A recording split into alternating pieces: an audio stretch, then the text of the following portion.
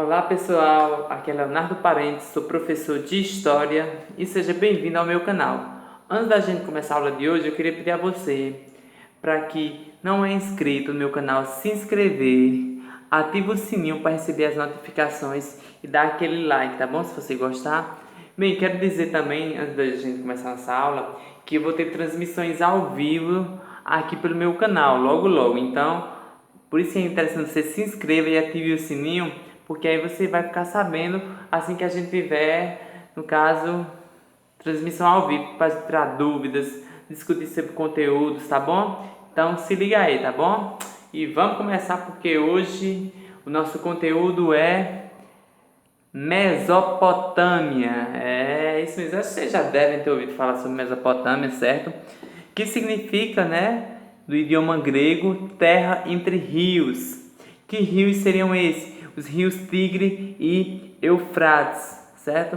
Então, Mesopotâmia significa terra entre rios. Hoje a Mesopotâmia, na verdade, ela pertence ali à região do Oriente Médio, mais especificamente do atual Iraque, certo? Então, Mesopotâmia fica na Ásia, né?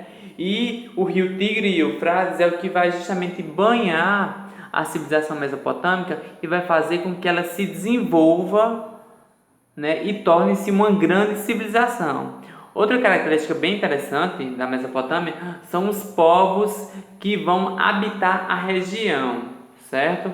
Nós vamos ter sumérios, acádios, amoritas, que também são chamados de povos babilônicos, assírios e caldeus, certo? Então são os 5 povos que vão, no caso, tomar conta da região que envolve ali a Mesopotâmia. Só que uma coisa que é interessante, que a gente sabe é o seguinte: cada povo desse deixou uma contribuição específica, certo? E nem todos conviveram ao mesmo tempo, certo? Tanto que para que um povo chegasse ao poder em relação ao outro, aquele que já estava antes vai acabar sendo subjugado, ou seja, vai acabar sendo derrotado em guerras entre esses povos, já que eram povos que eles viviam dessa arte e eles precisavam vencer batalhas para continuar se mantendo no poder, certo? Então, assim, a Mesopotâmia significa terra entre rios, rios Tigre e Eufrates, região do atual Iraque, na Ásia, certo? No Oriente Médio. E 5 povos é quem vão, no caso, colonizar a região: sumérios, acádios, babilônicos ou amoritas, assírios e caldeus. Nessa aula de hoje, a gente vai ver os sumérios e os acádios e os babilônicos, certo? Nós vamos ver esses 3 povos, certo? Desculpa, esses 3 povos. Aí nós vamos ver também as características deles. Os assírios e os caldeus, a gente vai ver no próximo vídeo, onde a gente vai poder, né, detalhar um pouquinho mais, tá bom? Então, vamos começar falando, lógico, dos sumérios, certo? Acredita-se, né, que eles viveram no local por volta de 5.000 anos antes de Cristo. Aí um detalhe aí, naquele outro vídeo que eu falei das idades da história, certo? Quando a gente fala de Mesopotâmia, a gente já está falando de história antiga ou de idade antiga. Então a gente esquece a pré-história e entra na idade antiga, certo? Quando é que acaba a pré-história? Com a invenção da escrita, por volta do ano 4.000 anos, certo? Então, os sumérios, acredita-se que eles apareceram por volta de 5.000 anos de Cristo. E são justamente esses povos, certo? Os sumérios, que é quem vão inventar a primeira escrita. Que o nome dessa escrita era chamada de escrita cuneiforme. Por que esse nome cuneiforme? Porque ela tinha formato de cunha. Ela era um triângulo. Então, assim, eles criaram um alfabeto específico deles e através desse alfabeto era que eles tinham sua escrita. Então, assim, eram vários triângulos, né, em formatos diferentes. Seja um triângulo normal, né, para cima, pode ser um triângulo para baixo, triângulos agrupados para uma direção, para outra, para baixo, triângulos para cima. Então, assim, eram triângulos com, no caso, com uma simbologia diferente, certo? Então, assim, os sumérios foram os primeiros povos a inventar a escrita, certo? Eles também foram os primeiros a fundar cidades. Lógico, eram cidades ainda menores, né? Mas que já têm a sua grande importância, né? As cidades eram Ur, Uruk e Nippur, certo? Eram as 3 cidades que eles criaram, certo?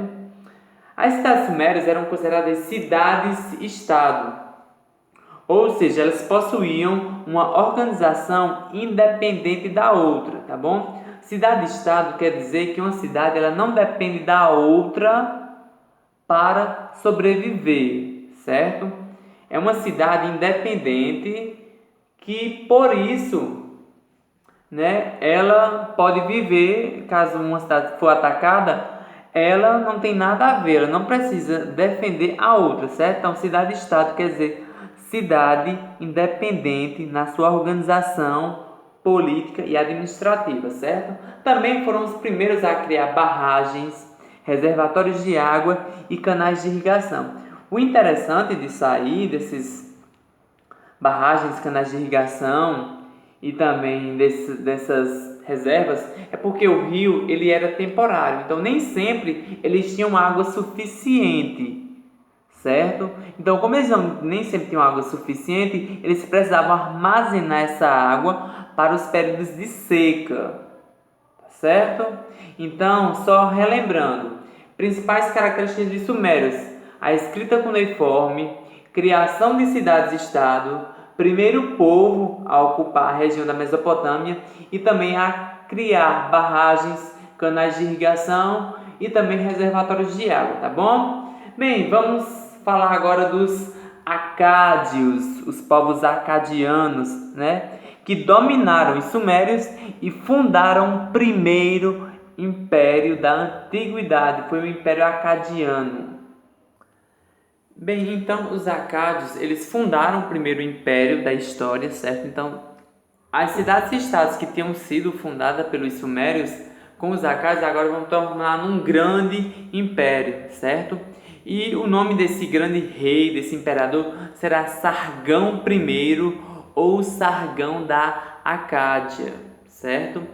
O interessante disso aí é que agora todos, né, vão estar subjugados ou serão submetidos às leis do imperador, certo?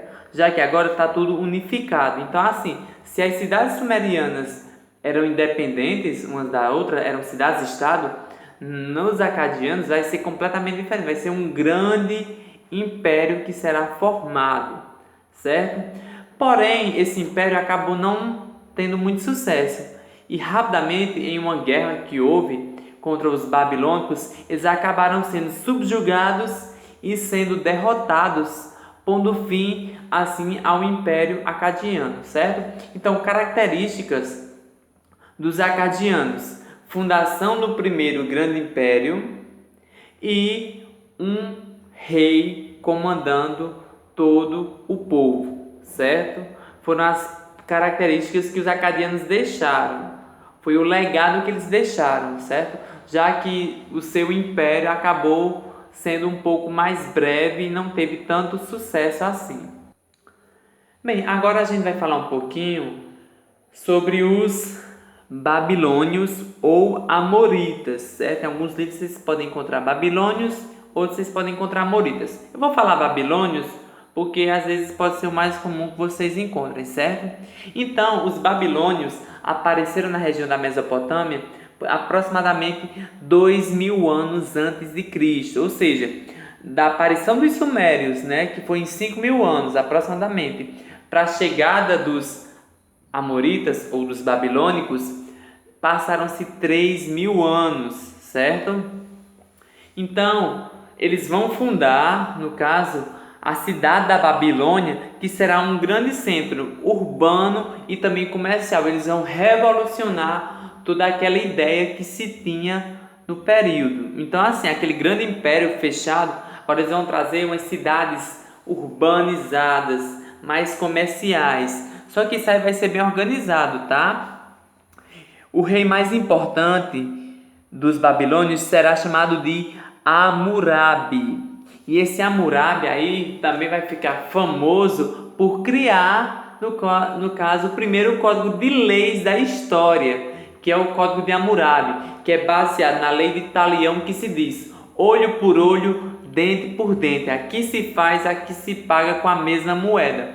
Isso quer dizer de o que? Mais ou menos essa olho por olho, dente por dente. Ele quer mencionar o seguinte: se um filho seu é, no caso, assaltado, o filho daquele que assaltou também será assaltado.